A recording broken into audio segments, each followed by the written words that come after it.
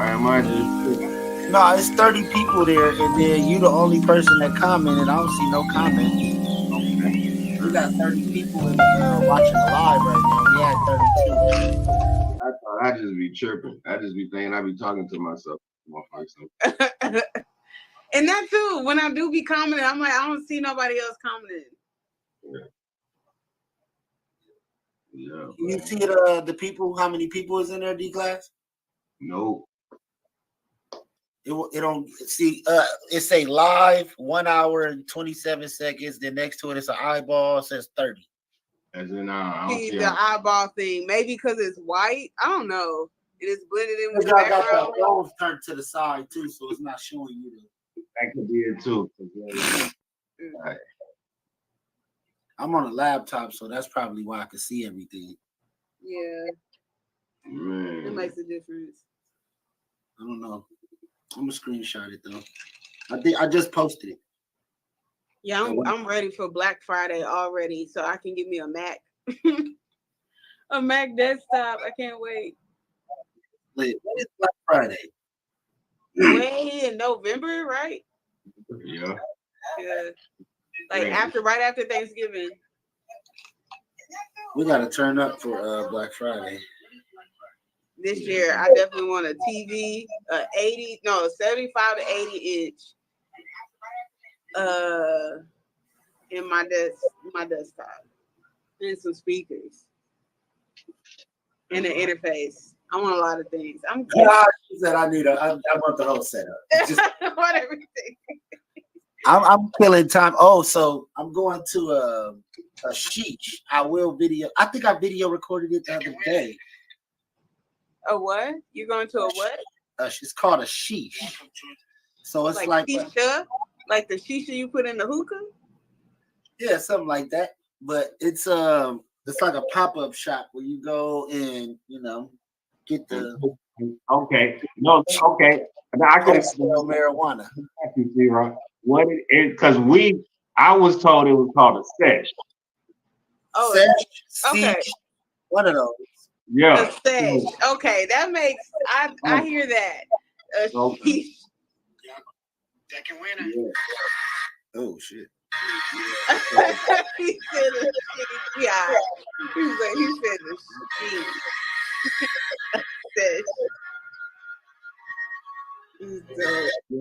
Yeah, was that the end of Rick Ross's thing? He already said white boy 20 times. Yeah, that was funny. I ain't gonna cap. He called that dude a house nigga.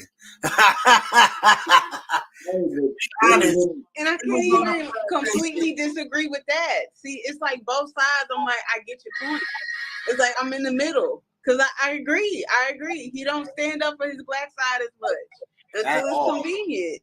He ain't say nothing during Chris was Donor when he passed away, or he ain't do no Black Lives Matter. And you don't have to be a conscious rapper to say something about it. So don't do the quote unquote, oh, I have to be a conscious rapper. I could, I take this lane from you. You don't have to be a conscious rapper to say something about it. So it's both sides. I'm just like, I can't. I'm in the middle. I'm lukewarm. Yeah. I don't know which side. I'm on the fence. I am on the fence. It's a little tricky.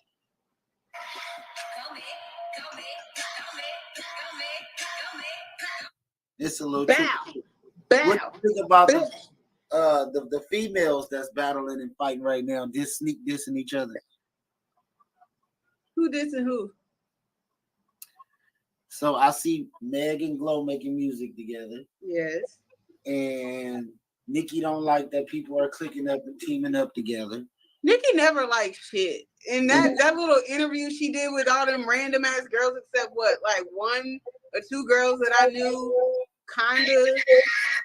Like, I don't get it. She looked so fake doing it. She looked like she didn't want to be there. She looked like she was just doing it to do it. Ice Spice, they're good friends. That's true. You feel me?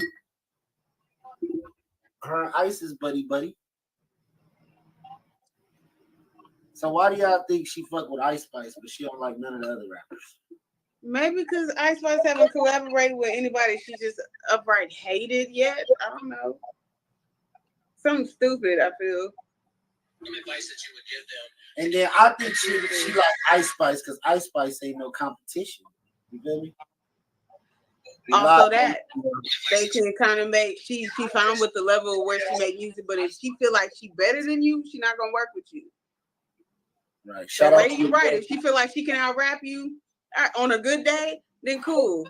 But if she can't, oh nah, I don't fuck with you because you fuck with so and so and so and so. Don't be mad. Just how about you work with them. Right.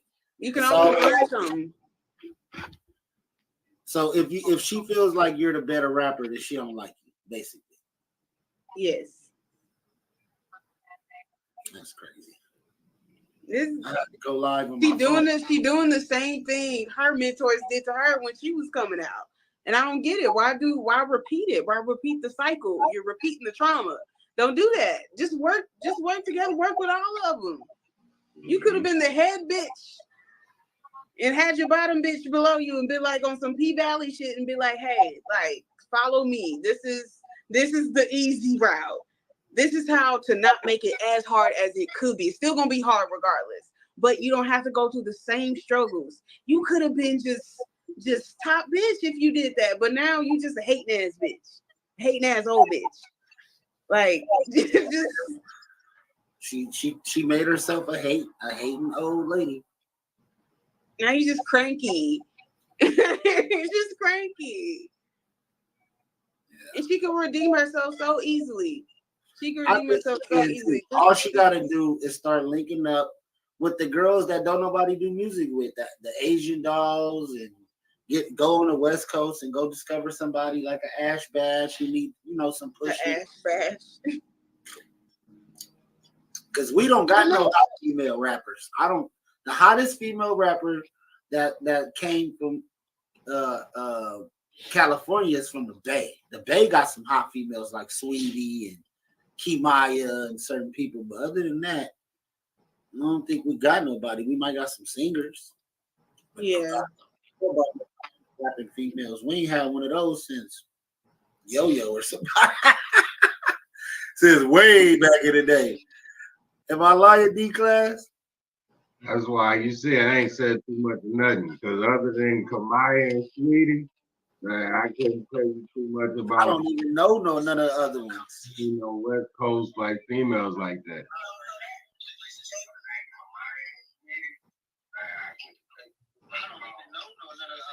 Yeah. So unless she press like a whole restart or redo, then yeah, go find the ones that are coming out now and really do like a show that everybody else does. Go travel around a certain city, your city, and go find a new artist or do something like that. She ain't never signed nobody either. I don't remember her signing or putting nobody on. Yeah. Start over. Prove us wrong that you got over that being just jealous and mad. She should start a label. The all-female label. Yep, that would be dope. Who wouldn't sign a Nicki Minaj? And get back into your rap bag, because I feel like, and no, you can't, because you do it subtly, but then a majority of the time you just it's like, what? You can do it. It's possible. It's possible. I still have faith. I still have faith in the old Nicki.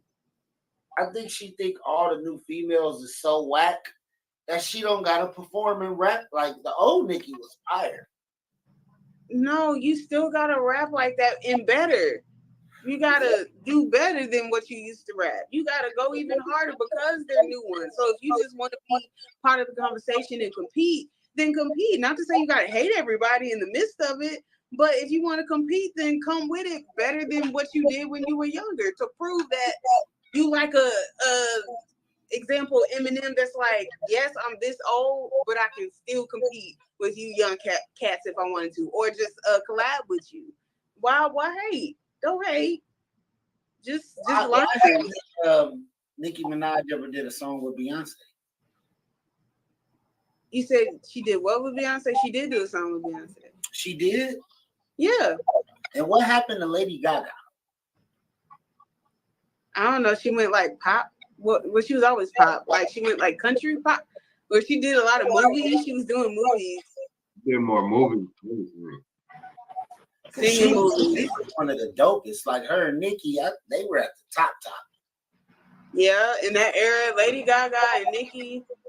And Yeah. they are two of the best performers I ever seen. Like, I don't know who could fuck with them doing performances because Nicki would turn into 15. Lady Gaga has done some crazy shit.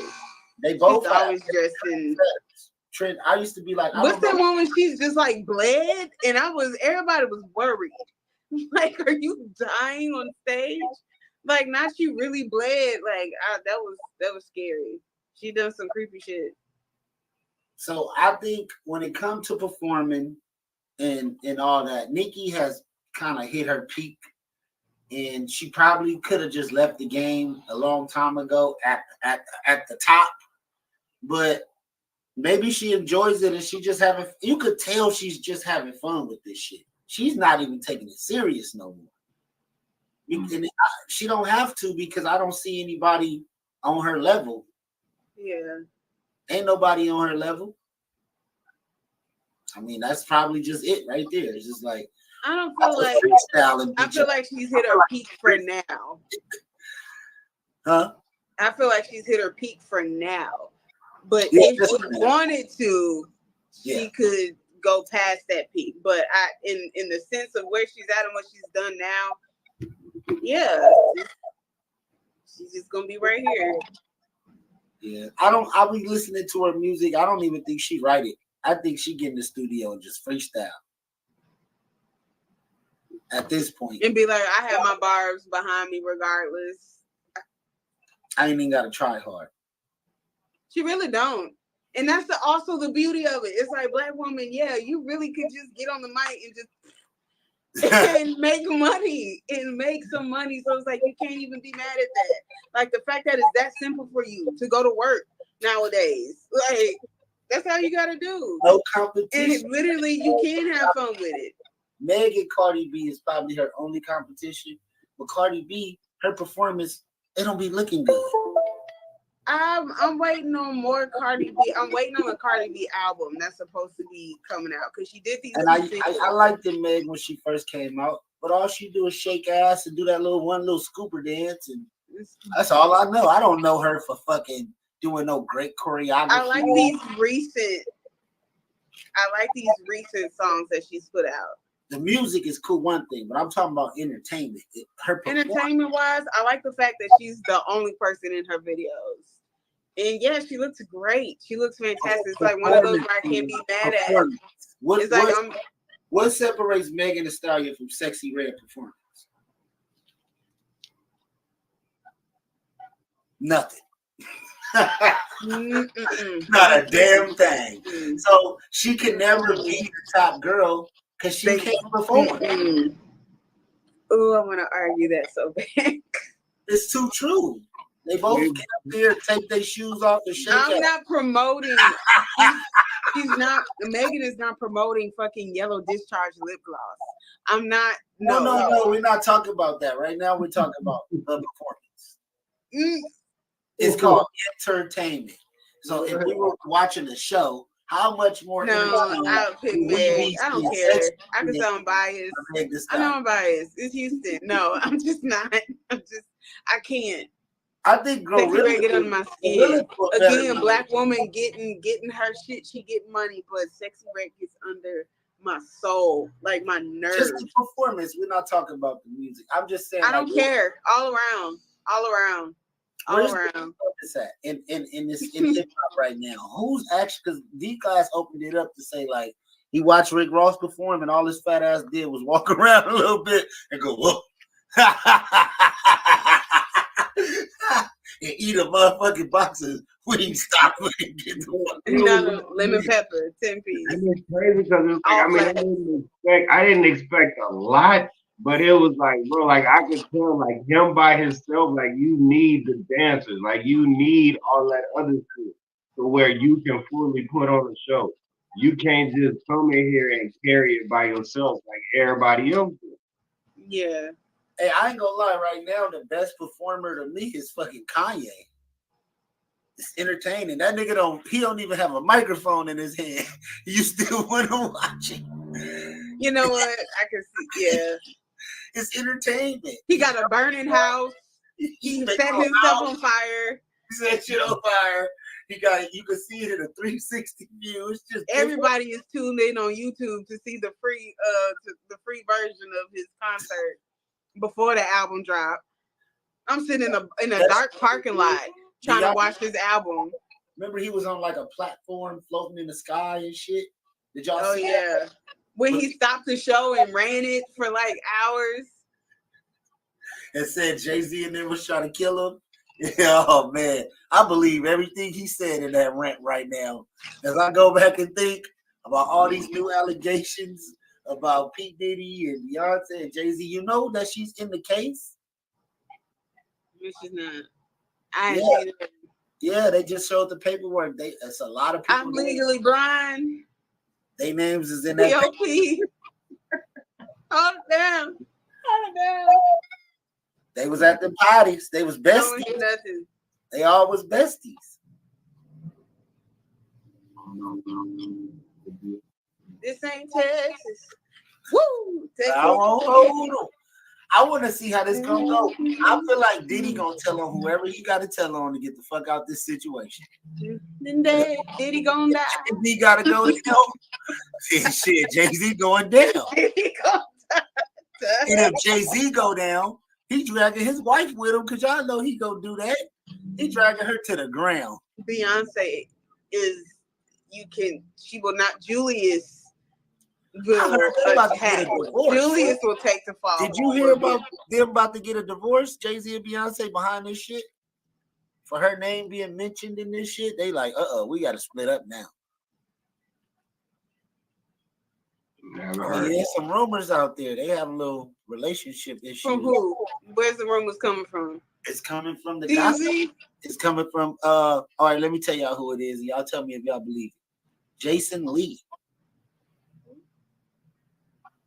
Jason Lee is spilling the tea. And he said he knows some stuff about Diddy and he knows something about he didn't want to expose the shit about Beyonce and shit about why they was fighting in a goddamn elevator. I don't know who that is.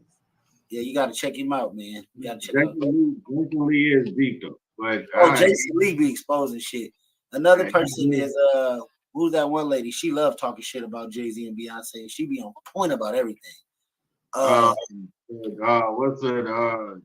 Jaguar, right? She be on their ass because she used to work with them and she was signed to Rock Nation. So she been exposing their ass for the last 10 years. Yeah. Time of the truth. But I think people got to get out these people business. If you're going to love their music, you love their music. Why do they got to be a perfect person for you to love their music? They don't have to be a perfect person because nobody that's non-rich or doesn't have that much money is also not perfect. They just in the camera light and their imperfections is being broadcasted to everybody. And that's shitty. Because there's a lot of shit going on in the basic realm, in the broke people realm, that it doesn't get spotlighted because we broke. We ain't got enough money or eyes on us. But I'm not believing. I'm just keep Beyonce. No, that's not true, C-Rob. You say some craziness right now, we going viral. Go ahead, say something. You could be famous, right? I'm not going viral. All you gotta do. If you say Diddy 3 times and look in the mirror, your ass will be famous. Oh, see, no. Candyman scared me when I was younger. I don't want that. Ooh, you say Diddy, I don't want no Candyman, no candy cane. Pop up out of nowhere on your ass with a bottle of Ciroc. I'll take the Ciroc, but you gotta go. The Ciroc, you know what he do to the alcohol? If Diddy has some alcohol, I'm not drinking. He don't like my kind. You don't like my kind. Shit. You don't know what he like? He no. like all kind of kinds. He like all kind of shit. He don't like my kind. Watch when this case come out. Oh, yeah, you go with the stuff you go here, you go. Diddy like all kind of he be Diddy bopping. Oh, it's so good I can talk about Diddy again. I remember y'all bad me. No, I still don't. I was the first one. I was the first. I could have been rich right now if I'd have kept talking about Diddy. Yo, why y'all tell me to stop? You did this shit happen to everybody You else. can still put the hashtag in. It'll still work. It'll still work. Views I could have got, y'all. It still work. It's still relevant. Oh yeah, we gotta go in. I'm gonna make sure I edit this up real good. Terrible. Don't put me in it. I'm just take me out. Now why am I in it? See how I made it? I ain't even asked to be in it. Ain't gonna never get a job at Revolt. Revolt ain't hiring us. Leave Beyonce. Leave Beyonce out of it. Leave me out of it. Out of it. Leave Houston out of it. Just leave the whole. Hey, I don't no smoke with the Beehive. Hey, I don't have no issues with the Beehive either. You get stung. Beehive. Wasps, bees. You know what though? If y'all want to come for me, because I need the views in the comments. Jump in my comments. Run us up. Y'all gonna make us the hottest. Y'all can hear this. This is recorded that he said this. This one. Wait. Just this me. one right here. Talk, say whatever y'all want. Y'all can go look at my old Facebook. Look for Big Surf God. Y'all can find me. I never Leave me out of it. Born and raised Houston, Texas. Born and raised. No, leave me out. I was watching the YSL Young Thug Rico. And that was some of the most fucked up shit I've ever seen in my life. All his friends snitched on him. Did you see Young Thug jamming to the freestyle, the Rick Ross freestyle? He was able to listen to in it? court, he had the headphones in. And he over here turning back and be like, the head, and I'm like, what the fuck did he do to you? What the fuck? Y'all were just on each other's album. I don't get it. I don't know. I don't know. People, he looking around that courtroom like, where you niggas at? You see, you want to talk to the news again? Right. Crazy. Just tell him you gonna give him some news you can eat. But yeah, no, I seen he was jamming though. Like, I can't I ain't know what he was listening to, but there you go. I hope not. I hope he was listening to that. It is just speculation. It's speculation. gotta stay in tune with what's going on. Yeah. So who y'all think gonna win the fight between Mike Tyson and Or If Mike Tyson, because my dad wants to fight Logan Paul or Jake Paul. your daddy? Mm-hmm. Her dad is a boxer. because your dad is a boxer. Okay. We're gonna try to see if we can set that up. I think D-Class know Logan Paul. D-Class, you know Logan Paul? I don't know that yet, man. I wish I did. No, I hope Mike Tyson to break every tooth. Every tooth. I hope he bite his ear. I hope he do a repeat. I was thinking that. I said maybe if he start losing, he might bite the shit out that nigga. He cannot lose that fight. He gonna get bit like a motherfucker. And Tyson got some new teeth too. I don't see him Not lose. new teeth. But they say it's supposed to be like a sparring match type situation. Like they're supposed to have headgear and shit on. Like it's not like a real box. So yeah, A sparring match. You know, the rounds is supposed to be like 2 minutes. Like they supposed to fight with like heavier gloves. Like yeah, it was a whole. I hope Mike Tyson knock out at least 3 teeth. He can punch you, Tyson. Right. Heavy or not.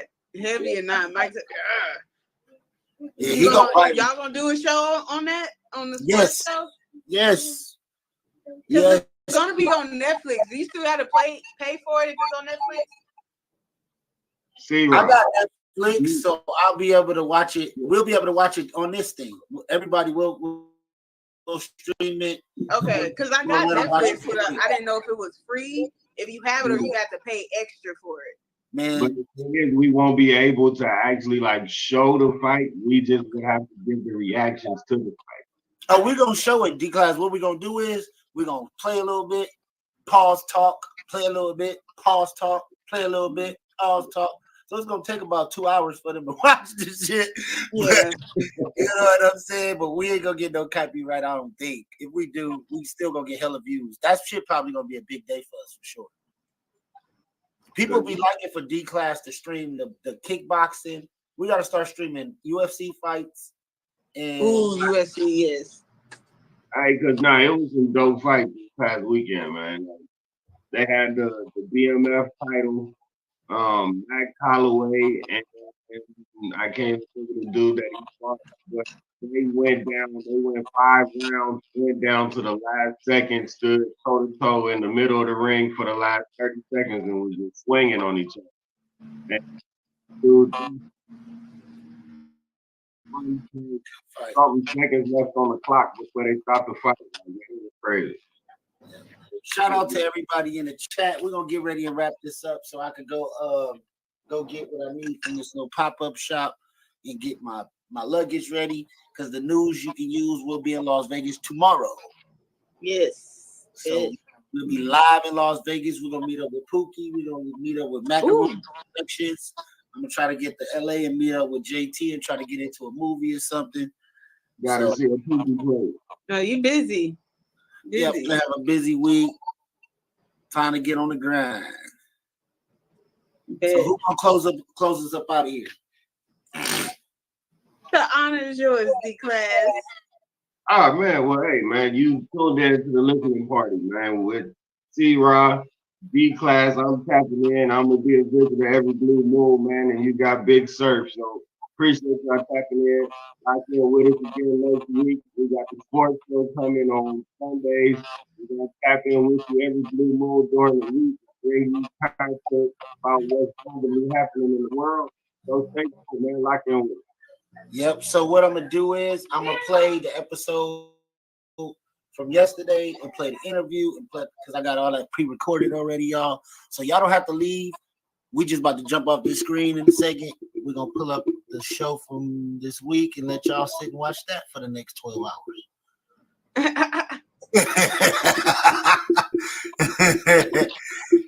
Make sure y'all tune in to all the reruns.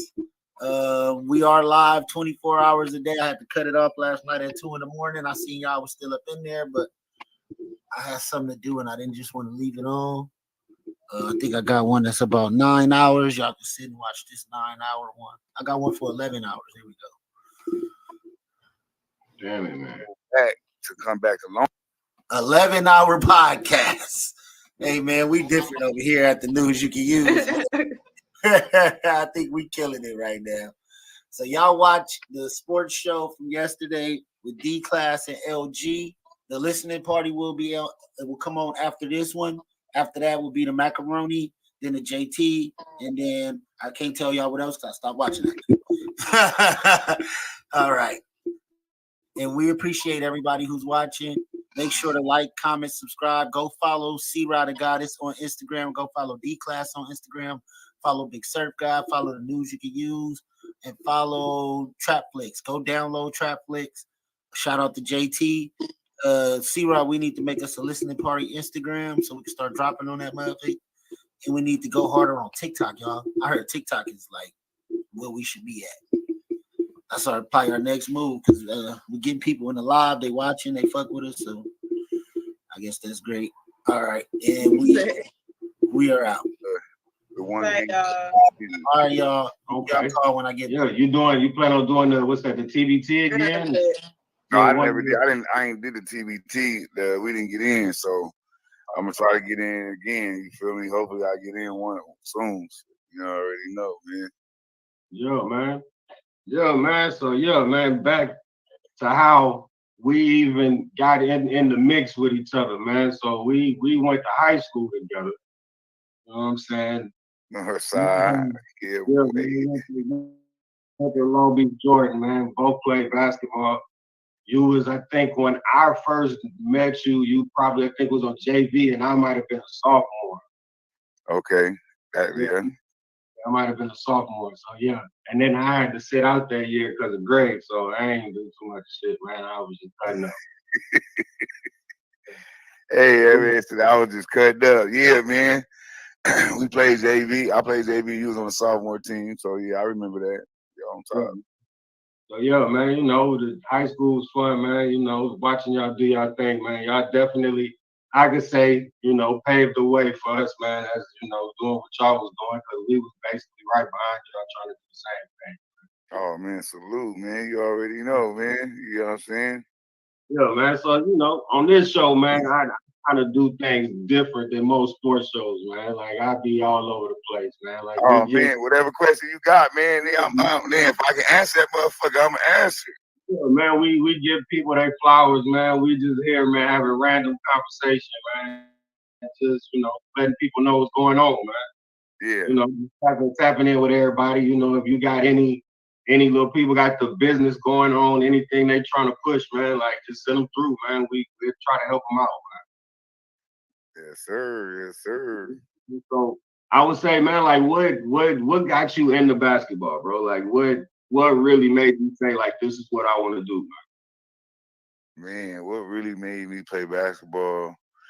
I'm gonna say one day I was playing in this league.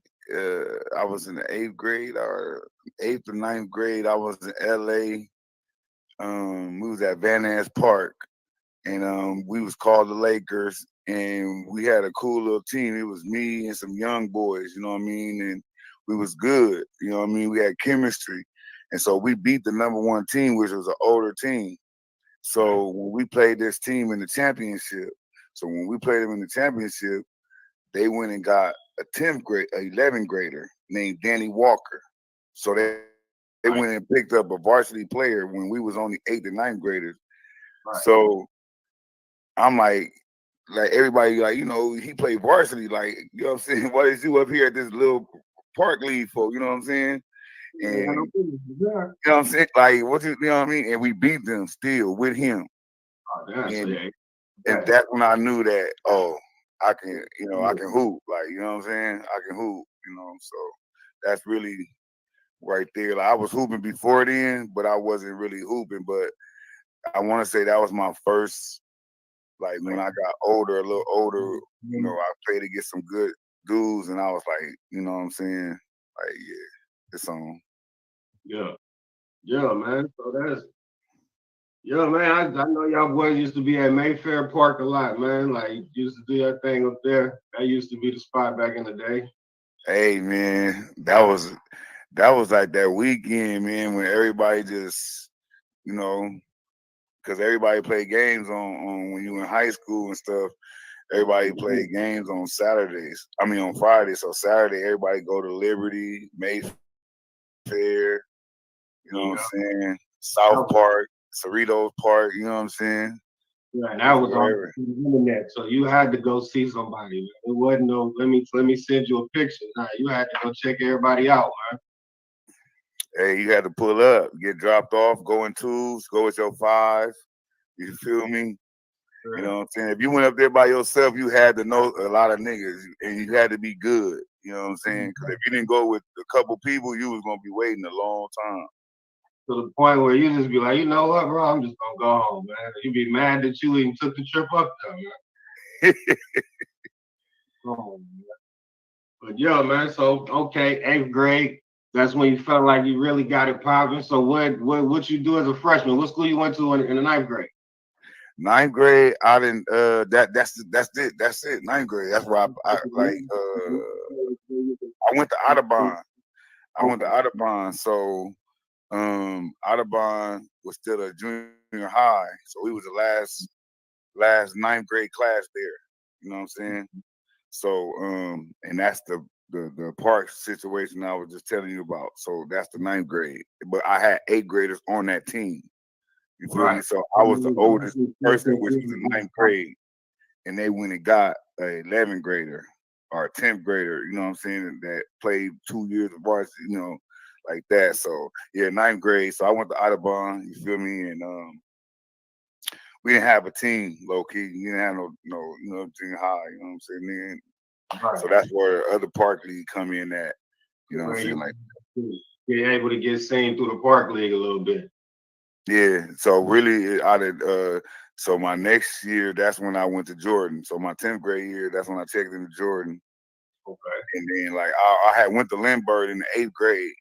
You feel me? So I went to Lindbergh in the 8th grade in the mill, but I moved back to LA. So I checked in Crenshaw. We went to Lindbergh at the same time. Yeah, probably. I was from K Posse and all that. You feel me? With Dennis, Isaac, all them, you know what I'm saying? Kurt, Lil Kurt and all them. Like, you feel me? But I moved back to the city because that's where my pops was. So I ended up going and checking in Crenshaw for like 3 hours. But when I look, nigga checked in, I said, ooh, no, So I was checking to see was all my boys from the 7th grade up here all the time. They was like, Audubon still got 9th grade. So I'm like, oh, they do? Oh, that's probably where all my people at then. So I go to Audubon, and all my boys are still there in the last class of 9th grade at Audubon. And then I left and went to Jordan 10th grade. Yeah, that's crazy. That's even crazy how you just circle back around, man. It'd be like, because when I met Nut, I was in the 7th grade. No, I was in the 8th grade, and he was Jordan, and I met him through flag football at Lindbergh. Because it was crazy.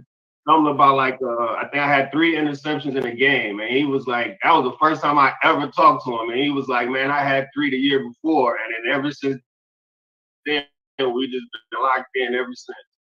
It was so crazy because so I left 8th grade, and when we graduated, so I graduated 2 times. I graduated 8th grade, and I graduated 9th grade. So when I left in the 8th grade, and I doubled back to come back to Long Beach, I'm not knowing that it's a east side, north side thing. It's a Poly, Jordan, Wilson. So I lived on the east side. So I really wasn't even supposed to know y'all right now. You feel me?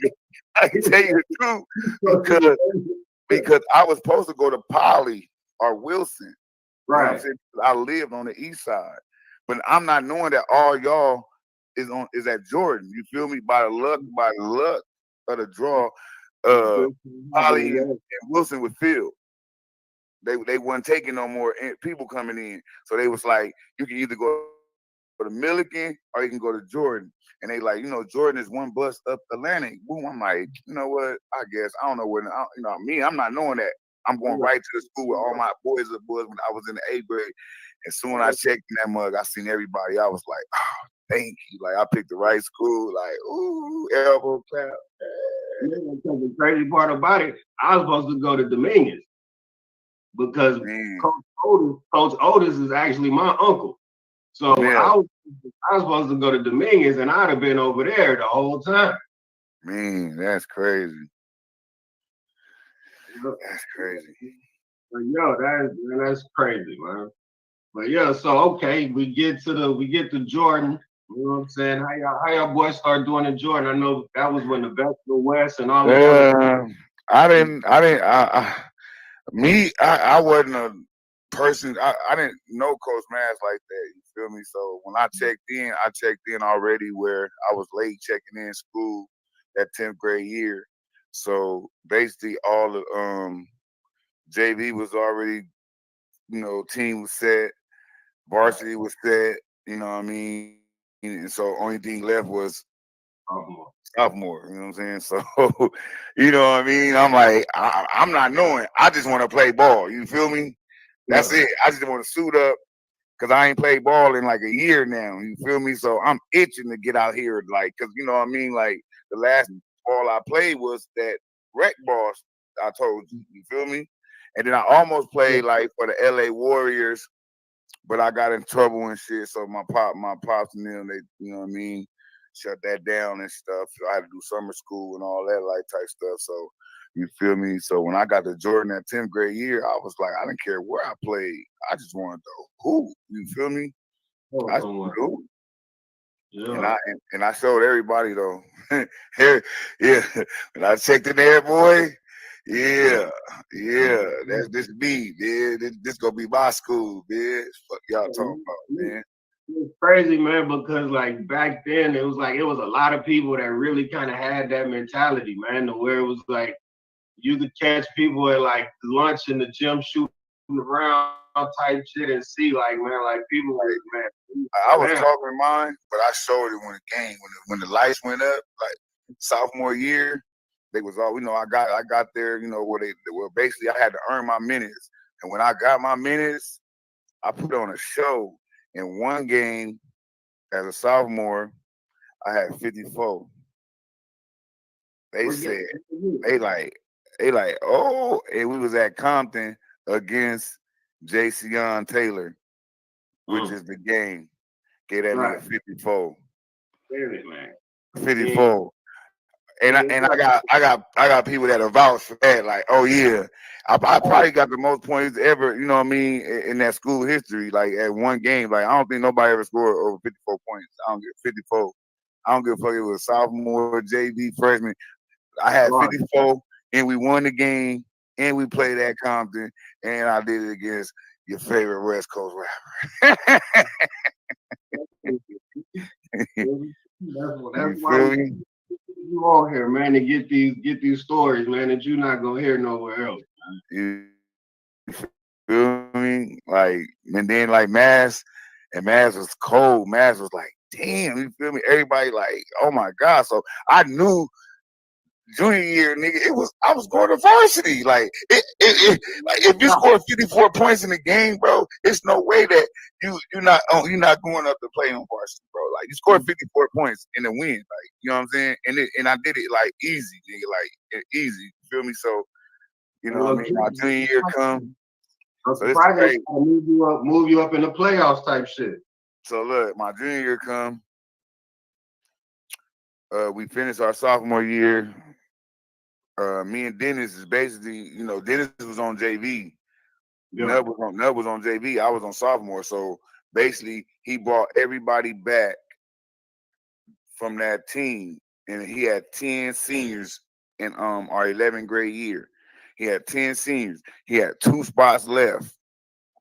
So I automatically know I'm getting one of these spots, bro. I just scored 54 points in one game. Like, you feel me? Like, come on, you know what I'm saying? I know I'm finna get a spot. And then Nut was the top JV player, so I know he finna get the spot. You feel me? So he come talk to us like, man, I got this situation. I got these 2 freshmen coming in. And da-da-da-da. So we like, what the fuck they got to do with us, coach? Like, you feel me? You know what I'm saying? We had to work our way up the varsity, you know what I'm saying? Drop them niggas down. Let that player play JV.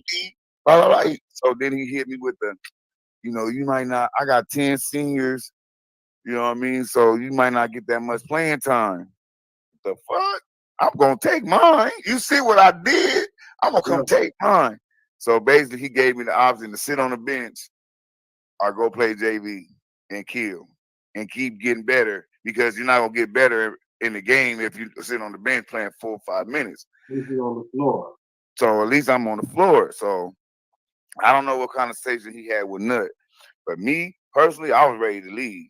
You feel me? I'm like, nigga, I'm finna go. You feel me? It ain't no way I'm about to play JV. Like what? Did you see what I was doing to these dudes? Like, come on, bro. You feel me? So, this is at the time where you could transfer and just go play at the other school and then come back. So, and the crazy thing about it, I did that. I'm gonna get to that later though. You feel me? It's so crazy. So, bam, our year started. Oh no! So I tell him I'm gonna play JV. I said, but if I play JV, you got to bring me up if I do good. He like, yeah. So if you do good, I'm gonna bring you up for the playoffs. So that was my mentality. Right. Heal this whole season, get put up. So I didn't want to lose no games. No games. Like, nigga, you can't say, oh, well, y'all lost a game, I ain't gonna bring you up. Right. And we went 22 or 21-0. Because that was the season that pretty much everybody damn near went undefeated. Because I know y'all went. And the varsity only lost 4 games that year. We went won the championship and all that, like, you feel me? So I'm killing. So I was mad because in the beginning of the JV, because he wasn't we didn't have a lot of home games. so he wasn't watching me play. So you feel me? He can see the stats, but you have to see the game. You know what I'm saying? You have to see me with your eyes, like how is he scoring these points?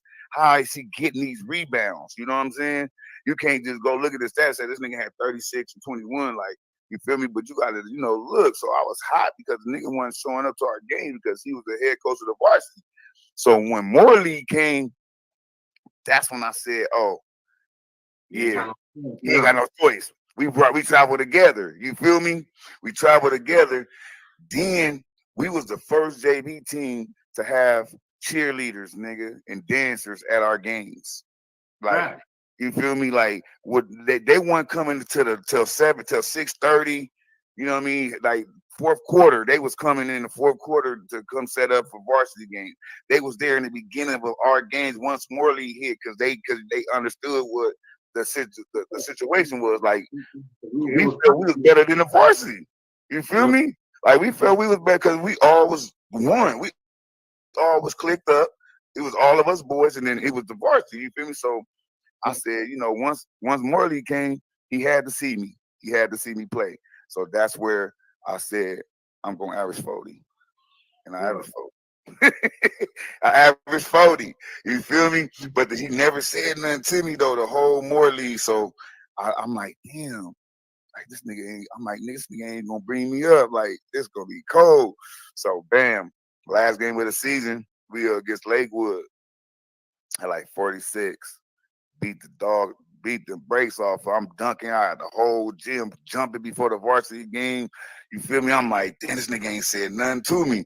So the locker room used to be the weight room when you go out the back door of the gym, the weight room. So that's where we was going to the locker room. As I come out the locker room, he right there like, Mr. Gill, practice at 3:30 Monday. Yeah. Yeah, man, that was the verse I was hearing. Oh my God. I said, what? I'll be there about 2:30. I'm leaving 7, period. You heard me? No, and that's facts, because like Coach Massey, bro, he didn't really say nothing to nobody, man. Like, he kind of, you could tell that he was always in the background watching, and like he had eyes, but then it was like, yeah, like if you talk to him, it was like you wouldn't get too much, man. Long live Coach Nash, you feel me? So yeah, man. So bam, let me go on and finish this 11th grade year out. So playoffs come, I get moved up. Now I'm hot. I'm hot now because I get in practice and these niggas is weak, bro. These niggas is it's just it's like OJ was good. Okay. Jeff was good. Yeah. They had a transfer dude from Poly named Scotty Graham. He was good. Toogie was good. Everybody else, nigga, you got me fucked up, dog. Okay. Ain't nobody. Oh, Brian Chambers was good. He was a guard, the little homie Brian Chambers. Anybody else? Ain't no way I shouldn't have been on varsity, bro. I was in practice demolishing these niggas. Like, bro, like it was so easy because I knew that they was older than me. And in JV, you had freshmen, sophomores, and you had some juniors. But now I'm on varsity, niggas. So there's 10 seniors on here. Oh yeah, let's go work. Let's go work. You know what I'm saying? Maybe I'm thinking I was like kind of nervous. Man, I got out there, man. I was like, you cheated me, man. You cheated me, man. You cheated me. You wanted more though. Once you got up there, you knew what it was. So the first playoff game, damn, they whooping somebody, and everybody chanting, Lamar, we want Lamar, we want Lamar, and I'm looking like, hell yeah, nigga, keep saying that shit like you feel me, nigga. I want to get in. What you talking about? Yeah, soon I get in, quick 6, quick 6. Soon I got it touching there. Oh yeah, boom. Next game I didn't play. I think we played. I don't know who we played. I didn't play, but then I didn't play again until championship. Played in the championship. I had 8 points in the championship, and it was weak minutes. But then our second round state game was against Crenshaw at the Nina Fields. So I was like, the nigga gotta play us because I'm telling the nigga because Crenshaw they 5 in and 5 out. They pressing, you feel me? So he gonna have to play us early, like you feel me? And the nigga played us early. So I'm like, ooh, I got 8 points at halftime.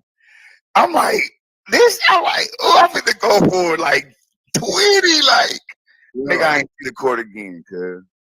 I ain't see the court again. I said, Mass, how you don't pay me again? I had 8 points against a first unit. This is Crenshaw. First unit, I'm in him. Like, how you not putting me back in though? I can see some of the other. Like, how you not putting me? I had 8 points. Like, so I go right now. I go off eye test. Like, for instance, I had a dude that played for me in the Jew last year. Mm-hmm. He just came to the league this yesterday, first game. I had dudes that's on my team. They can't shoot shit right now. They missing. He come in. I give him the minutes. The first half he made, first 3, he hit it, boom, but then he started being passive. So I don't know what happened in the second half, but the boy went and hit like 5 in a row. So a nigga on the team say, man, I'm not used to coming to playing these minutes. I'm like, but when you on the court, you're not doing nothing. He like, but you put him in before me. I said, because I'm already knowing what he can do. He proved to me last year that what he can do. So you feel me? I'm like, if you came out here and did that, I won't have to call him. Right. So you gonna lose for him. I got you. You feel me? But back to that, to the high school. So yeah, the championship game, man, the nigga didn't put me in, man. We lost to Crenshaw and shit. And yeah, man. And so crazy that we won a CIF championship and they didn't give me a ring or put my name on the banner. I said, and so I'm in the photos, I'm in the books, nigga. I scored 8 points in the championship game. I'm in the photo, the team photo, holding a championship hat, and then they say, "Oh, you didn't work hard, you didn't grind with us basically the whole season. You came up in the so." Mass said it was a players' vote. The players say it was Mass. So you feel me? I'm like, whatever, you know what I'm saying? Like, you know what I mean? It is what it is, you feel me? You know, the next year though, like you had it senior year. Oh man, my senior year was so crazy, man. So I text out of Jordan after the banquet. My pops, you know, I was living with my pops, so my pops moved to San Bernardino to Rialto. So he called me after the season and was like, you know, come out here. So soon as the banquet was over, I checked out and went to Eisenhower from basically April to June. So, you know what I mean? I went in there. So I went in there, first day there. I had some Dockers on, backpack on, you know, went in the gym, lunchtime. I see all these hoopers at one court. I saying I'm next. You feel me? Bang, bang. Oh, like, where you from? Oh, man, I'm from Long Beach, Jordan. Oh, we seen you play right here. You don't worry about it. So I was loving it. They was loving me. I'm thinking I'm about to stay there and shit. Last day of school, my daddy hit me with you can come back to Long Beach. What? Oh, dog, you lying. So I'm like, man, what I'm going to do? So I was like, man, I'm out of here. What? Man, well, went straight back to the city. Like that. Got ready for my senior year. And that was crazy. You know what I'm saying? Because we basically it was the same team from our JV team plus Darren and Craig. You know what I'm saying? So shit, that summer, that's where I made a name for myself. I knew I had 1 year to prove, like I had 1 year basically to prove that I could play high level basketball. You know what I'm saying? So now I'm like, I went to Eisenhower and showed them I was varsity, like doing everything that I missed doing with Jordan. I did it with Eisenhower. So I was practicing every day, going to work. Like, you feel me? So when I went back, it was a different. It was like they were masters. Like, yeah, like, yeah, you feel me? So we beat Dominguez in the Watt Summer games. We beat Dominguez. They had their full squad: Kenny Bruner, Jason Thomas, Tayshawn. We beat them. They was hot. You feel me? And then I was like, oh, we gonna be tough. You know what I'm saying? And then, I thought he was gonna bring in Trayvon. You know what I mean? And what happened that year? I mean that summer. Or that summer, we was in 2 championships, and I got shot in my leg at school. Damn. I was sick. Oh man, I was sick. We had 2 championship games again, and one at Long Beach City and one at Linwood. And some dudes came on campus and shit right after school, summer school, and you know what I mean. Niggas start busting. Caught me. Caught me right in the leg too, bro. Caught me right in the leg. Right in the leg. That's crazy. That just sat you down for a cool little minute. Yeah, that set me down from for shit, November, from July.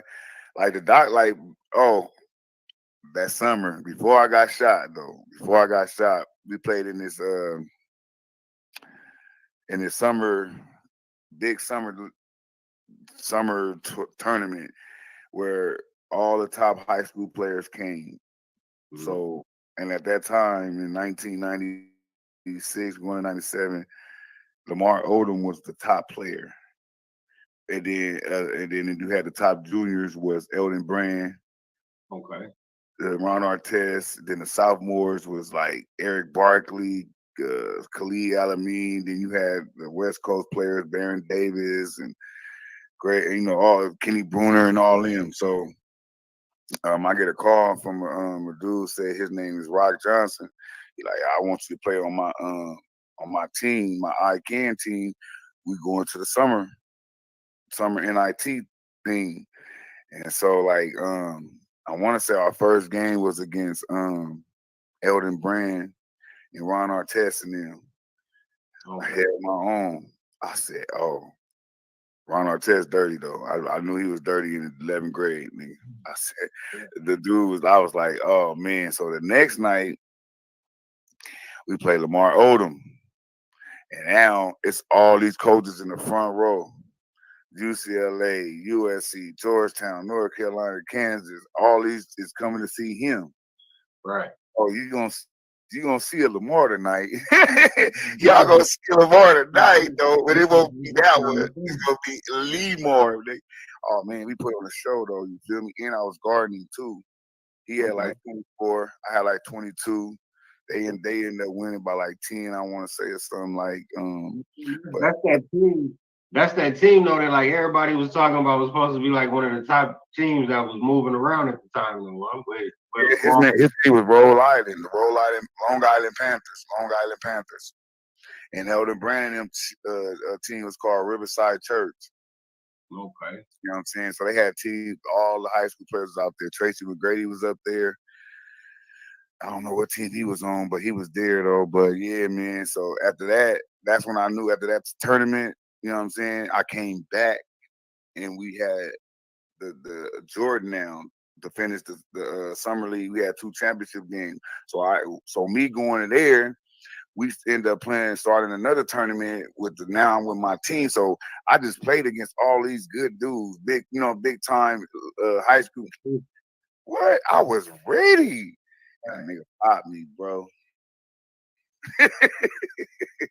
Hey man, so that set me down. The doctor said I was supposed to basically be out from July. I got shot 3 days after my 17th birthday. So I was supposed to be out from July to January. So I was supposed to miss my senior year. But you know what I'm saying, like I said, I only had 1 year. Yeah, he put in too much work. I put in too much work, nigga, and missed the whole season. So once the doctor told me you can play, your bones just gotta heal. So like if I would have got shot with like anything bigger than a 25, I wouldn't have never played basketball again. So the 25 got stuck in my femur bone. So any bullet bigger than that would have shattered. I would have, you know what I'm saying? I would never played again. And so, yeah, he was telling me like, once I got the bullet out, I got the bullet out September, and he was like, if you do anything, it'll break like a pencil type shit. You know what I'm saying? Like, and so Mass was telling everybody like, don't let Lamar play basketball, don't let him touch the basketball. Blah, blah, blah. So I'm in the pool, I'm just in the pool. He like the doctor, like the pool gonna get you. So I stayed in the pool. You know what I mean? And every day I go see him, he like, man, what are you doing? Like, I'm like, what you mean? Like, I've never seen nobody like heal like you. You know what I'm saying? I'm like, hey man, it's meant to be, bro. I got 1 year. I'm like, I'm playing. You feel me? I'm like, I'm playing this year. I don't give a fuck what a nigga say. Like, nigga, I'm gonna play. And I was, man, that nigga cleared me the second. I want to say I was there the first day of practice. I was there the first day of practice. Like, you feel me? And then I had a month before our first game, and then first game I scored 15. We beat Carson by 1. You feel me? Got my groove back, and then I was just looking at some stats. I got like all my stats, like basically all the games that I played in. I got the clippings. Right. I mean, and they got me down for averaging 19 and like 10 or 11. But I'm looking at these scores in these newspaper clippings, my boy, like, you know what I'm saying? These motherfuckers like 25, 15, 30, 15, 34, like, where's 19 and 10 coming at? What you say? You don't like that's not adding up nowhere. Like, the stats is not adding up to what these newspaper clippings is adding up to. Like, I see 30s and 20s, but you said I average 19 and 10. Like, huh? Yo, what games you come to? What games you put these Like, out? I don't know what games y'all was taking stats at, Jordan. You feel me? But the newspaper clipping said it again. I had 24, 30, 24, 30, 20, 24, 15, 30, 15. I'm looking at the clips, 22, 15. Like, you feel me? So, yeah, man. But my senior year was good, though. I led a team with basically 2 freshmen and no 2 players had varsity experience. I had 6 games of varsity experience. You feel me? And we shocked some teams. You know what I'm saying? Like, we started off good, then we had a bumpy road. But I blame Coach Mass. Rest in peace. I love you, nigga. If he played Trayvon Bryant, we would have went back-to-back championships. It's smart. No, that's wrong with Biggs, bro. I hooped with him. He was on JV with me. Right. It's no way that if you did that, see, that's how I feel. Like, I'm like, people try to sabotage it. You feel me? Because you brought it up 2 freshmen the year prior with me, Right. but you don't bring up a 6'9", 230, 240 ass freshman.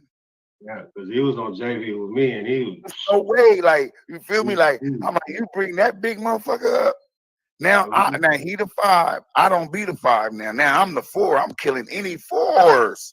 If I'm killing 5s, what you think I'm gonna do to the 4s? Now I don't gotta guard these big, tall, long. Bro, like he made me mad. I used to always like, bro, bring him up. He not ready. But Darren and Craig was ready. I'm like, he gonna get ready because he gonna be playing against me and Nut in practice. He don't have no choice.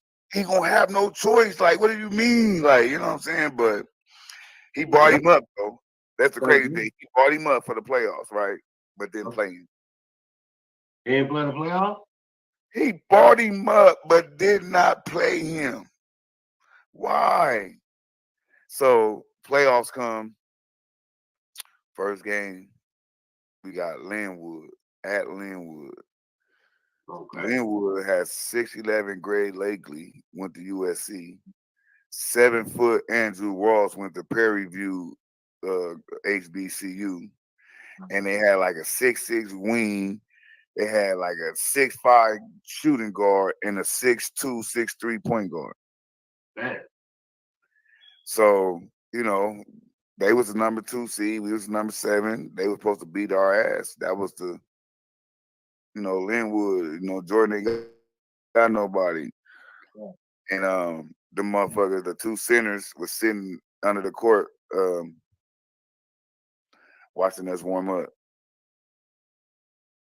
Nigga Nub was like, you see that?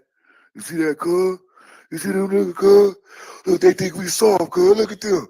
They ain't even warming up. Like, oh, man. That shit was crazy, bro. High school fun. That's all it takes. Cause man, cause I remember at Jordan, the thing about them teams, man, is like once y'all was basically on a team, like y'all damn near everybody just kind of moved up together. Cause I know our team basically was a park league team that we had playing for Helton Park. And then we ended up going the same freshman team, sophomore team, JV team. We had been playing the same shit since probably the 6th grade. Damn. That's crazy. It was what, me, Alex, Peace, Alex. who else? Dennis, Blackwell. Big Den. Yeah, all of us was on that same team. Man, we used to play Park League all together. Yeah, that's crazy. So, okay, you graduate from Jordan. You know what I'm saying? Then what you do after that? You go to After Jordan, man, I went to Long Beach City for a second. I seen something about Cerritos. Yeah, I went to Long Beach City. I checked out of there. Ended up going to Southwest. Checked up out of there. So I set out that year. End up going to El Camino the following year. Had 16 units at El Camino. I meet the coach for the first time, and the coach asked me where I was from. I said Long Beach, Jordan. He said, "Why you not at Long Beach City?" I'm like, "What?" Yeah. Right.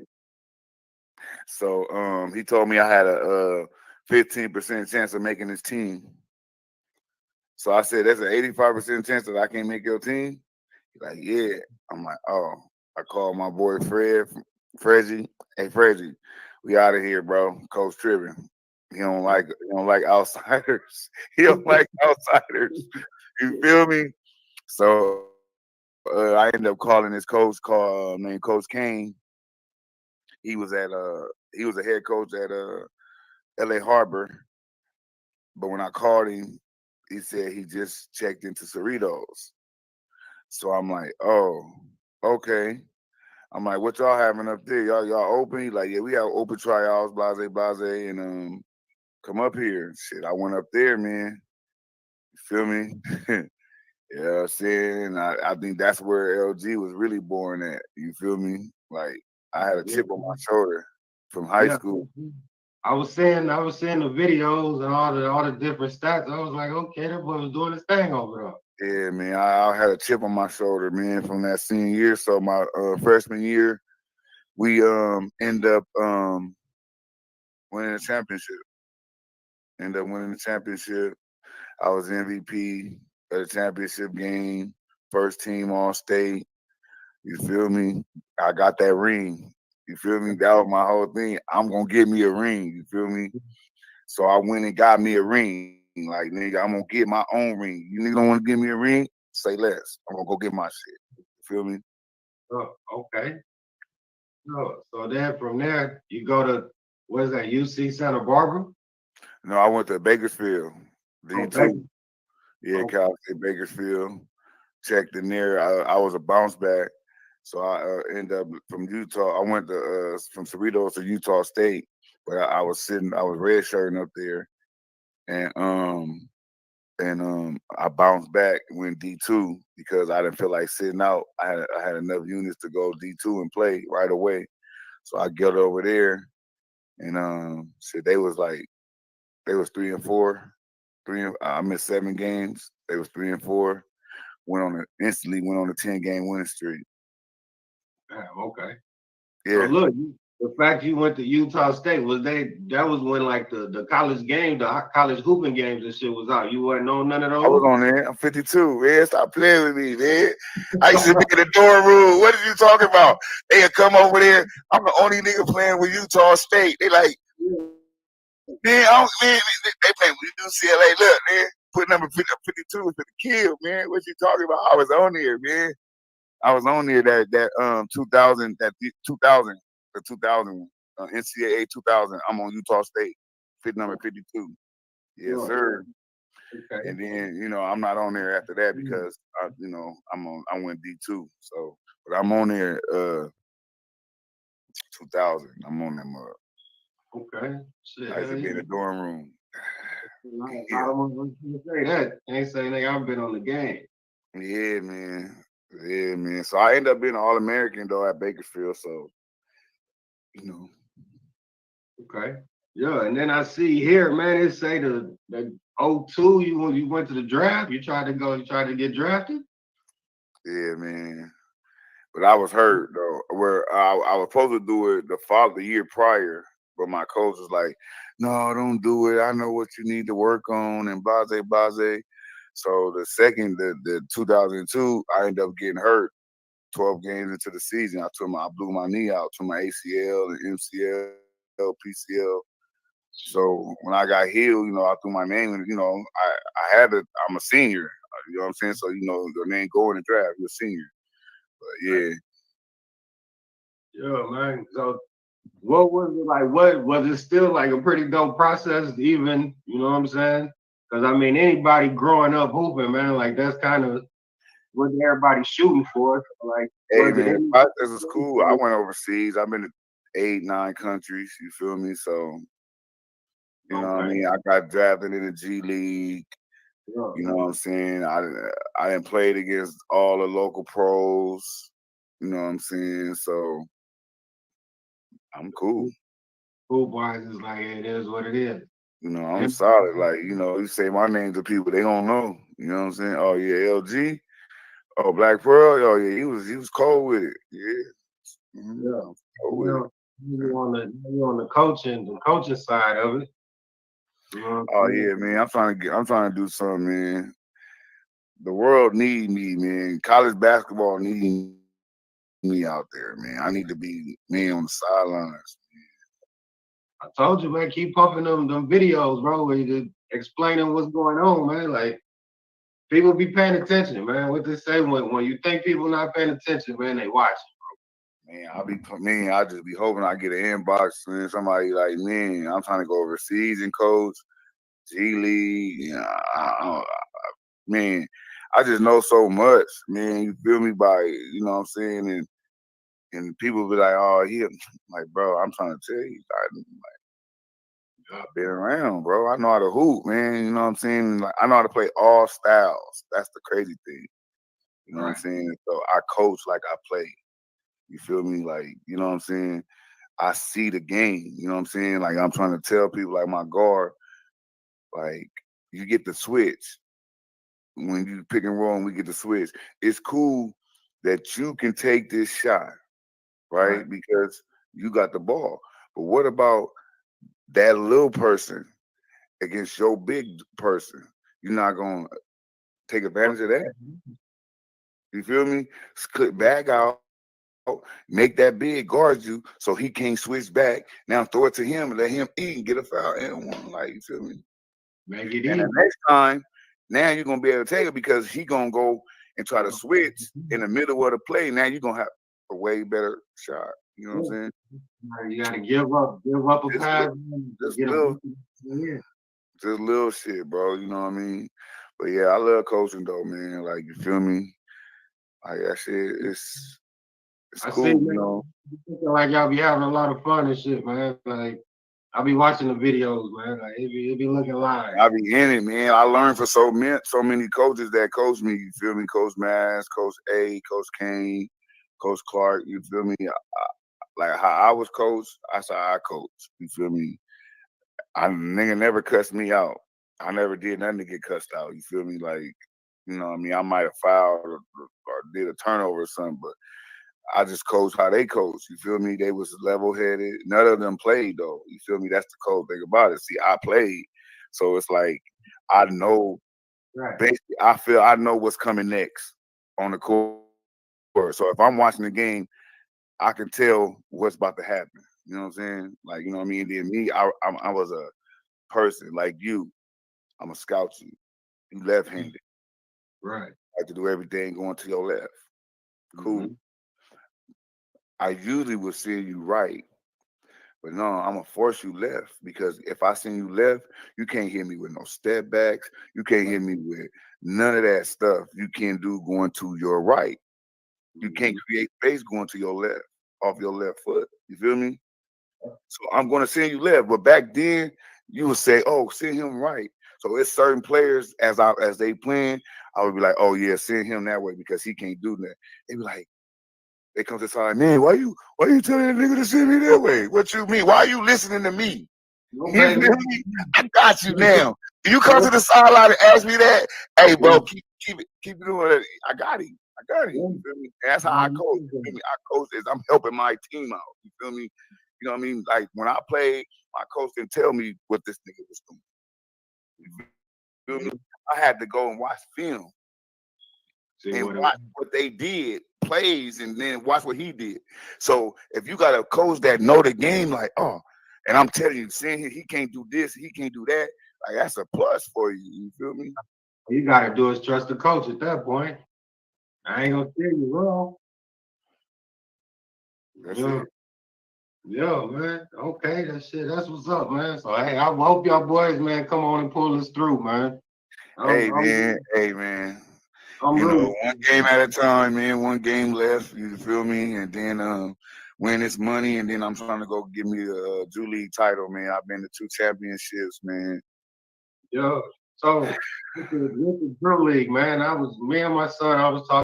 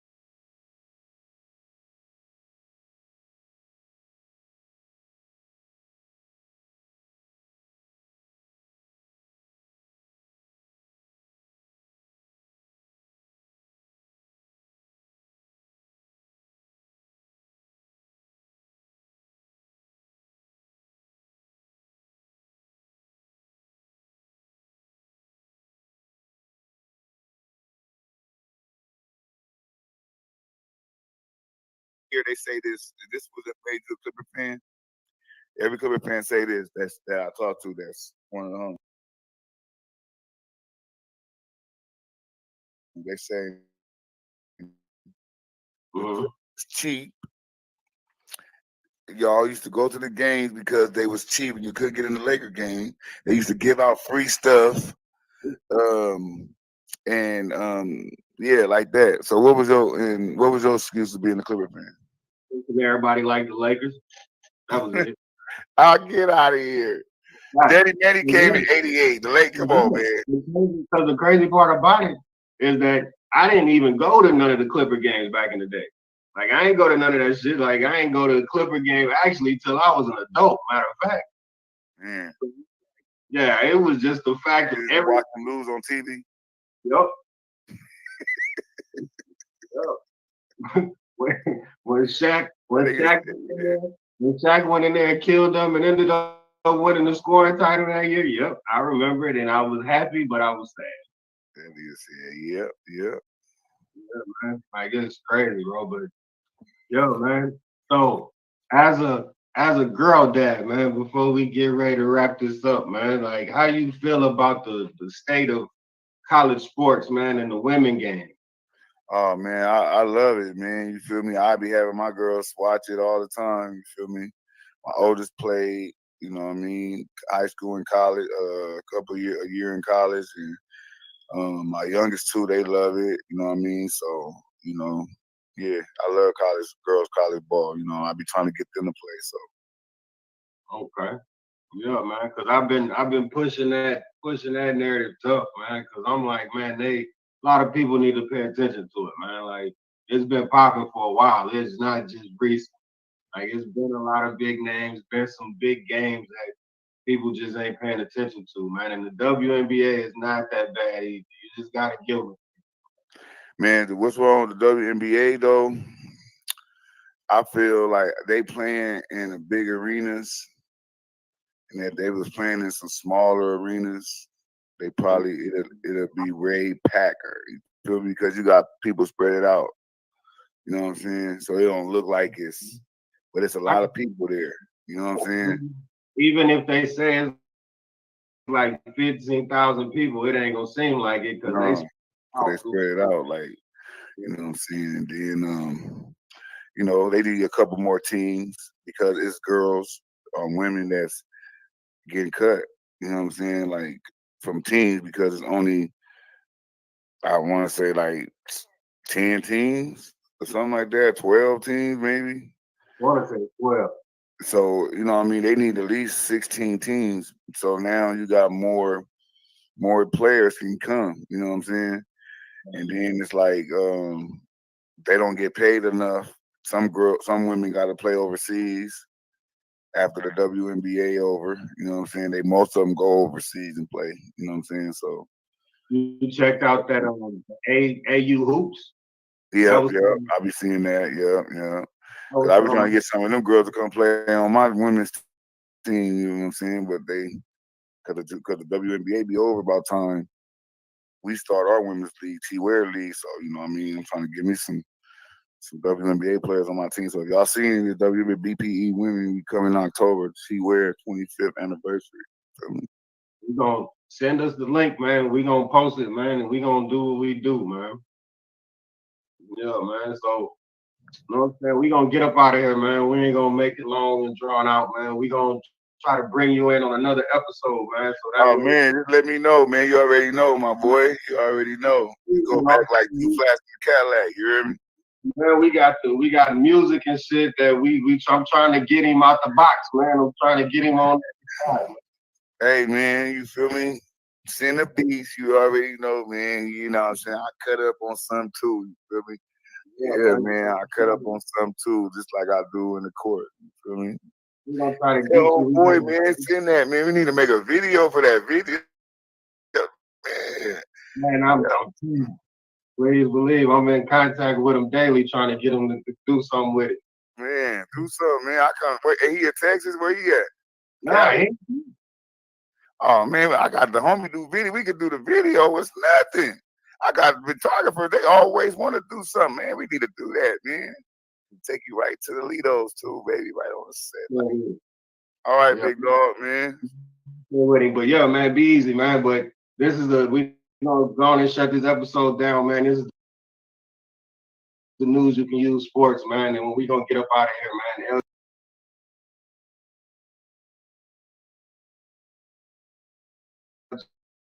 LG, appreciate you coming through, bro. Man, all love, bro. Man, stay safe. Be good. Be good, baby. All right, man. Y'all be easy, man.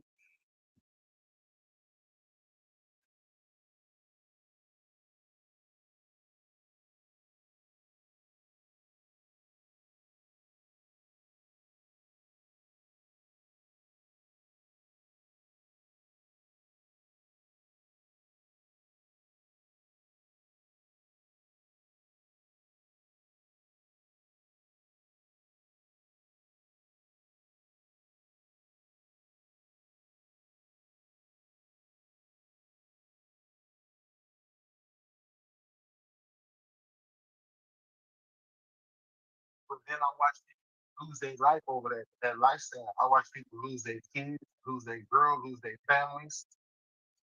Penitentiary, you feel early, in life, young in life, ain't even 20 years dead, the dead shit made me be like, I seen it for real. I didn't need to fucking rap about it. I could walk outside and somebody get shot. Right. Them niggas coming down the street shooting, or my partner got killed in real life. Like I didn't want to glorify that. I was gonna rap about it anyway, but when they said, "What's up with the Mo murder? What's up with the Mo mayhem?" That shit right there was like, damn, it's like the devil asking me to do something. My people dying for real. I do want this money, but when I didn't agree, they say he's woke. Get him out of here. Master P, he agreed with this shit. That's what we get behind. And I said, And it's all taken out now. I mean, you can read between the lines now because you can see who did what and who got this big and who put the money up behind them. So if you follow the money, it's all exposing itself. You know what I'm saying? Yeah, we at the time of exposure. We at the time of the secret is out now. We at the time that, damn, they did trick us. Yeah. And now our children and our children's children, they want that same shit now too. They put it in us. We put it in our children. Our children put, like, I got homeboys that got 5 grandchildren already. I don't got one yet, but I got 7 children. I got 2 adults, but they ain't had no children yet. But I think, damn, my son's gonna be 30, and I had him when I was 20 or 20. Yeah, I was 20. No, I was 21. I was turning 21. Yep. So I was 21. So that means my son could easily be having a child that's 7, 8, or 9. But if he did, shit, that child would be listening to some pretty hard rap right now. These 10 years old, they like, they like shit. They like Lil Durk. You know what I mean? They like NBA YoungBoy. They might only be 6, 7, 8, 9, 10, 11. That group like NBA YoungBoy. They like that. They loving him. He is the youngest of the mega stars. So I'm thankful though that I didn't do that. And I don't regret not making the millions through that process. I feel I'll go down in history if I just stay true to the game, even if I hit for my millions in my 50s. Like you might be one of the first ones to ever really do it that way. Because when I was, we in the game, we do interviews, we talk to people behind closed doors. And what I figured is it's a lot of smoke and mirrors, a lot of button pressing, a lot of force feeding. And a lot of these people really ain't got talent. But if you hear a song 20 times a day on the radio, you eventually gonna mumble the words and you're gonna know it. So it's being forced down your throat. You know what I'm saying? And as we can see now, the people that they coming out with music now, that definitely ain't about no talent. That ain't about the angle of it's the message. If your message can resonate and you halfway decent, we can make you a megastar. Like Ice Spice, garbage, but she rap good enough and shake her booty, and put the video, put it with Megan Thee Stallion and Nicki Minaj and all that, then it's a no brainer. There's a group of girls that are gonna say, "Well, I like Ice Spice better. No, me and her fit better. Oh no, I like Sexy Red better. Oh, okay, Sexy Red. She represents the way I feel. Okay, I still love Nicki Minaj. So you got the women because you could pick and choose what type of woman do you like, but it ain't none of them saying protect yourself, have a family, do good, cover your body up, be respectful. Ain't none of that type of shit going on right now. And what's crazy to me, I haven't heard it, and if it is, they're not promoting it. You got to say, I'm shaking my ass. Yep. If you don't say that, you're not going on like number one, unless you got one of them feel good songs. You know what I mean? Like a feel good song, you might could burst through. But they hope they prefer that you say shake your ass because they need teen pregnancy, they need teen HIV, teen herpes, chlamydia, syphilis, all of the stuff, all of the sexual diseases. Then for those that's listen to the music and got a little joint, or maybe had a little drink, or maybe popped a pill or snipped some, now it's okay. You listening to that, you gonna want to do the shit they talking about. Next thing you know, your ass pregnant. Next thing you know, you got AIDS in high school. Or there you go. You have an abortion now. You used to having abortions. This shit ain't nothing, even though it's killing a life. But for your uncomfortableness, I can't be uncomfortable. I got a party. I can't be pregnant right now. So let me kill it. that's crazy. And a lot of ladies, they joke about it, but that's almost like murder damn near on a smaller level, but the repercussions could damn near be the same thing. Like you see this baby and you let it get bigger inside of you. Okay, I keep it to 3-4 months. I'm gonna get my ass thick, I'm gonna be looking cute. Bam, take the baby out. Take the baby out. So it all serves a purpose. Yep. The music is so desensitizing right now that these allegations that they're talking about, people is doing at home. In real life, this is going. You think this ain't going on, man? It's going on in people's life. No, that aspect of what they talking about is definitely going on. A lot of these girls is pregnant by a dude twice their age.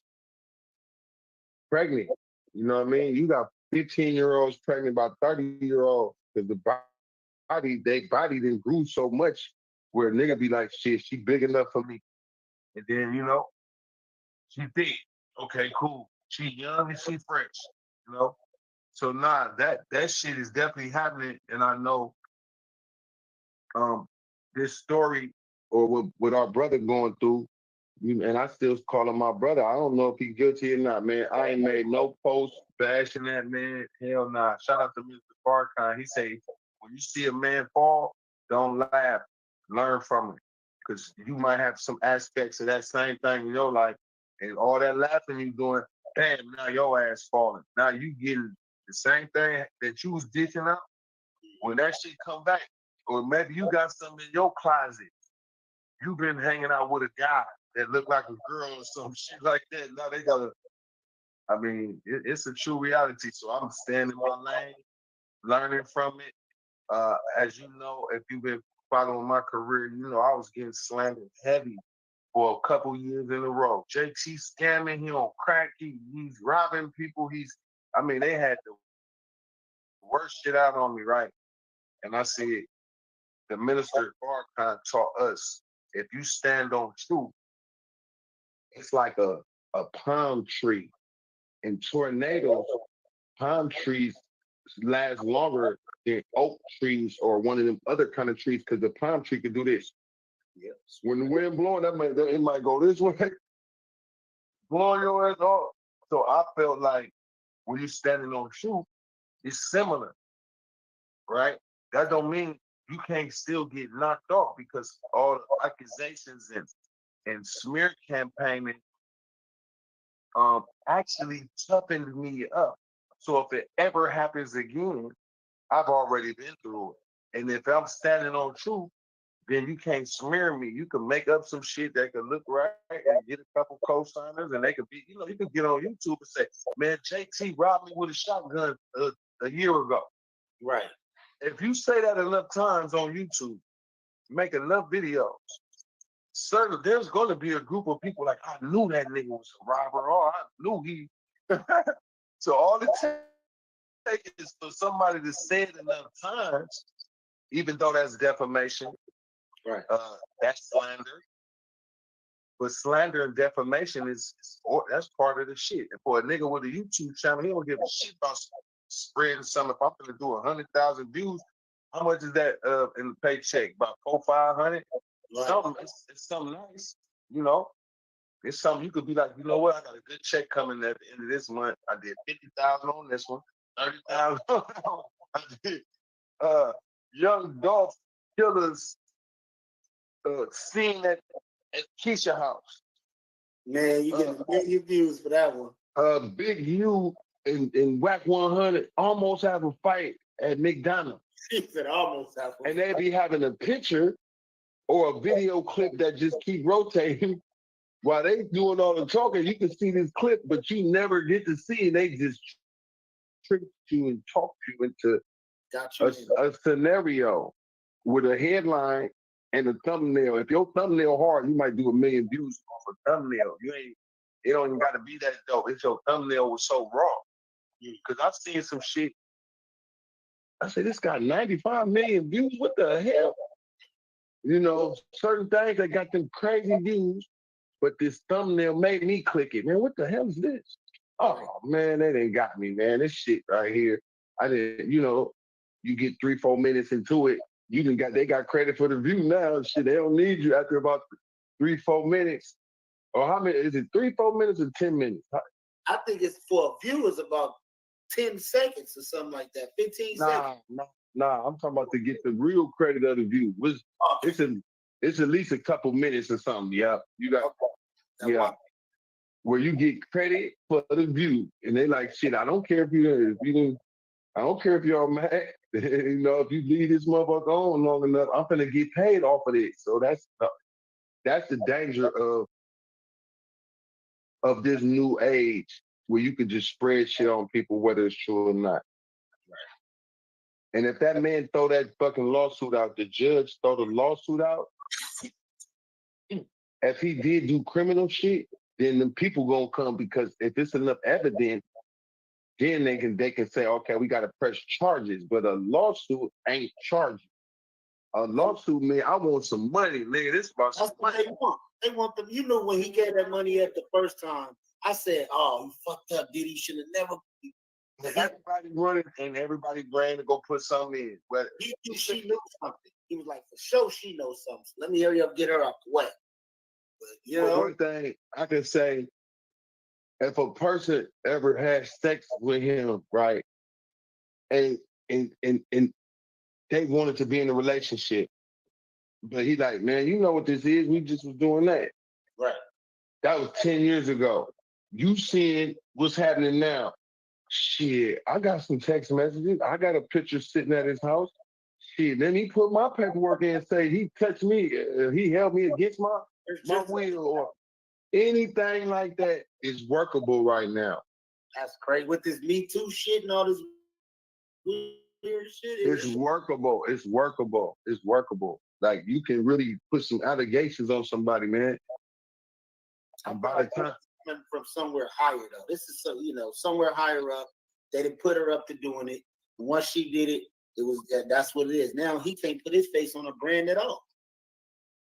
If I was him, I'd sell everything I own right now. Get rid of I'd sell it, and transfer the money over there to Bermuda Triangle or wherever the rich people. I don't know what country that is. One of them countries. If you put it in that bank over there, nobody can't touch it. They got some banks like that. Yeah, they do. I wire that money on out my account right now. I keep about, I keep $1 million or $2 million. If he had all these 500 million they was talking about, or was they lying? That's when it come out too. Was he really a billionaire or was he a proclaimed billionaire? Well, we seen Kanye West when they took the deal, he went from 1 point something billion only to 400 million. I say, wait a minute. So you mean to tell me they hold the rest of the money? They let you claim billionaire status, but you don't actually get to hold the money? Oh no. It's I don't all, like it. I don't like that deal. that's why he fuck. That's why he didn't care. He said, I'm never gonna get that money anyway. Shit, he been whopping them doing other shit. He's so popular and famous.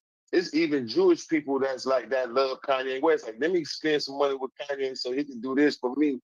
I mean, shit, if he a genius, I mean, he might have said bad shit, but even white people still want to do business with him. And he's like, He might have said some things that offended people. I ain't hear no lies. well, I know he definitely say shit recklessly, but that's his style. He don't care. Nigga, I'm Kanye West. Nigga, I'm Jesus, and I'm God, and I'm, you know. he said he God, Jesus. He might make a apology and then take it back. I mean, different days. They say they gave him some what you call it, some medicine or something that they gave him to help him stay calm or stay. And if he don't take the medicine, I'm like, shit, fuck that medicine. Let me just be me then. Right. He said, if I keep taking this, I'm gonna be like Michael Jackson. Right. He said, man, they was shooting me with some shit, man, and I wasn't thinking right, man. Fuck that. He wouldn't marry him a new white girl. He gonna try to happy ever. I say, hey, that do make sense. If you call him and the doctor said if you don't act right, I'm gonna shoot you with something, you'll never see your kids again. Oh hell no, I ain't going back to this doctor no more. Oh, man, I ain't never heard a doctor say no shit like that before. And he put the text message out though. So it was real. Right. The doctor should have been in jail. How you go? So you mean to tell me you're gonna give me a shot and I'm never gonna think right again? Man, I'm never coming back over there to your clinic, and I'm scared to even go to clinics now, or hospitals or whatever. He said, fuck that shit. He gotta go meet him an African doctor over there in Africa somewhere. I'll take my chance with the Africans before, because if you go to the white doctors and they're already mad at you, I mean, I'm not racist at all. I understand who they are. I learned the history of white people and black people. So the job that they have to do, they're just doing what they're born to do. But you can't just keep bullying us though neither. And I'm part of the generation that's like, man, we tired of this shit. I don't want to be no fucking slave. Nah. I'd rather be a gang member than be a slave. Yeah, I'd rather be a gang member, and maybe we do got to kill each other. Fuck it, I'm part of that. But that sounds better than being a slave. Right? Scary as hell. Oh, yes, sir, man. That type of thing. Oh, please give me a job, or please. I like the fact that God made this thing away with. It's hard to be independent, but if you're a praying man, if you feed the community, help the youth, do something of positivity to help your community, you can make it. Because you're not gonna make it if you don't give back. And that's one of the secrets that I can share with anybody watching. Right. Man, when I learned the secret from Minister Farrakhan, he said, when God bless you to make money, it's actually not just for you and your family. It's for you, your family first. But portion of that is to help those in need. And that's part of the job. Your people is suffering. So through giving back, you put yourself in a position where God could give you something when you need it. Right. I watched my boy Crip Mac run with that free Crip Mac, and he definitely really felt that way. Like every time I make some money, I'm gonna go give back to these people that don't nobody care about. You know that gets you hated too. That gets you hated. It gets you hated. But on another note, Trapflix, that's part of my goal. When I went to Africa, I was able to build them water wells and get that food out. And I was like, damn, this money is a lot, but it's really not a lot. Because in America, we spend this kind of money just on the weekend, going out, party with your partners, getting high, hotel rooms, females, fine clothes. If you're in Atlanta, you throwing some ones at the strip club, the strip girls. Oh man, you'll run through some money and be like, damn, what the hell I just did? Thursday night, I had 3,500 in my pocket. Monday morning, I'm down to like a 400 or like a, ooh, don't be at like a 200-300, you're gonna be mad. 3,500, 3,500, man, listen, I'm using that number because that's like a big ass number if you got it in your pocket. Right. If your bills paid and you got an extra 3,500, there's no way in hell I'm running through my money the way the past. Going to the strip club for some wings, nigga. Hell nah. I don't care about no Jordan. I'm not spending 400 on no Jordan on my 3,500. I'm Right. using that number because that's a great number to analyze. That's a number that most of us could get our hands on. But for people who making 8,000 a month off DoorDash and some dude's at a job busting his backside and he only making 3,500, I don't know if that don't even. Well, you got to get in where you fit in. But if I see somebody who made 8,000 and they just driving around picking up groceries, I think I like that. I don't know. There's something about that turned me on. JT, if you ain't doing, I don't care what you got going. You can go make this week 2,000. Just drive around and go pick up everybody. That ain't a hard job, man. You know it is. I did it before, JT. Let me tell you. So I'm gonna tell you the hard part. It's good when you gotta go to Walmart, but when they send you to them little Korean stores and shit, man, you got 20 items. Nobody speaks English in the store. I want to help you. Oh, you're gonna have a hard day. Oh, so you talking about that's the hard part. The hard part is going to places. But you don't gotta take that order though, right? No, you don't have to, but those ones pay the most. Go pick me up some shit at a store that ain't even popular, man. It's way over here it's way somewhere hella far. And you're gonna have to probably stand in line or it's in a dangerous neighborhood. So